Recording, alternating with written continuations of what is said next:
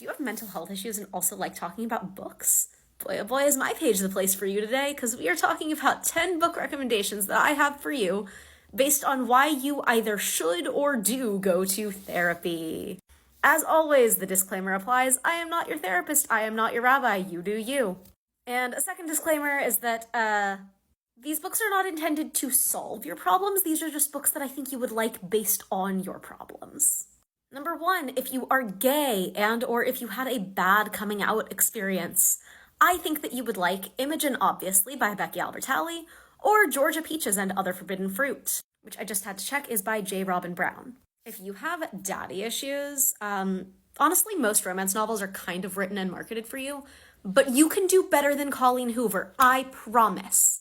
I'm gonna say, outside of the romance novel realm, you might like Babel by R.F. Kuang. And if you want something that is a little bit different, also in that realm of historical fantasy, then And I Darken by Kirsten White is excellent, like really, truly top notch. If you have mommy issues, I'm gonna go ahead and say that you should read the Kushiel's Legacy series. And it is not my fault if you end up having some feelings about Melisande. If you have anxiety, I think that you would really like Fangirl by Rainbow Rowell. It's actually a book that I found really helpful and relatable when I was figuring out what was going on with my own mental health in high school and early college. If you have depression, I think that you should read New Moon by Stephanie Meyer because of those pages where it's just the months with the blank pages. I am kidding. My actual recommendation for you is Tomorrow and Tomorrow and Tomorrow by Gabrielle Zevin. Unless you want like a big fat book series because you don't want to do anything except for sit in bed with a book, in which case The Stormlight Archive by Brandon Sanderson is genuinely a good recommendation that I have for people who are dealing with sort of big, hefty mental health topics.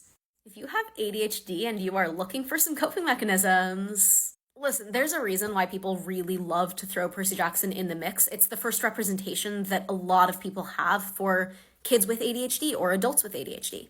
But the one that I'm going to throw in the ring is Red, White, and Royal Blue by Casey McQuiston, because Alex is the character that made it clear to me that I probably have undiagnosed ADHD.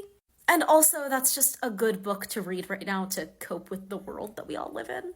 If you're going to therapy for couples therapy, then I think you should read Funny Story or Beach Read by Emily Henry. Do not read Happy Place. Happy Place made me mad and I'm not even in couples therapy. If you're dealing with grief, particularly grief that is related to a parent, then I think that you should read Whalefall by Daniel Kraus. Finally, this one feels really relevant to our current times.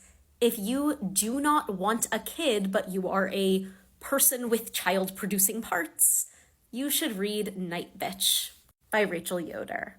As always, if I missed your favorite, let me know in the comments. And keep reading. It's good for your mental health, even when your mental health is not good.